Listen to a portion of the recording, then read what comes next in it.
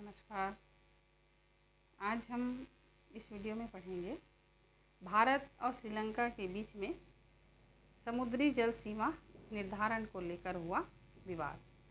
भारत और श्रीलंका के बीच में हिंद महासागर में ये निर्धारित है जलडमरू मध्य क्षेत्र। ये दोनों देशों की सीमा रेखा है और भारत और श्रीलंका के बीच ये चौड़ा पाक जलडमरू मध्य है। पहला विवाद 1956 में उस समय उठ खड़ा हुआ जब भारत ने अपनी प्राचीन जो सीमा रेखा थी, समुद्री सीमा रेखा थी, उसको बढ़ा करके 6 मील तक कर दिया और 6 मील करने के साथ साथ 1957 में 100 मील के समुद्री मार्ग में मछली पकड़ने का अपना अधिकार ठोका। भारत के द्वारा उठाए गए इस कदम से श्रीलंका ने भी अपना ये दावा किया कि हम भी ऐसा करेंगे।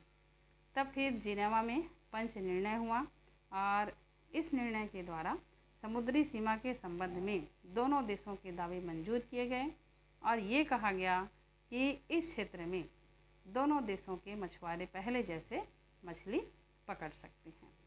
इसके बाद 23 मार्च 1976 में दोनों देशों के बीच एक और नया समझौता हुआ जिसमें आर्थिक क्षेत्र के लिए 320 किलोमीटर की सीमा निश्चित की गई और जहां पर दोनों देशों की सीमा टकराती है वहां के वास्तविक भूभाग के बराबर की दूरी को स्वीकृत अधिकृत क्षेत्र माना जाएगा। यानी दोनों देशों की सीमा जहां पर टकराती है वही सीमा रेखा दोनों देशों के लिए बराबर स्वीकृत भू क्षेत्र माना जाएगा।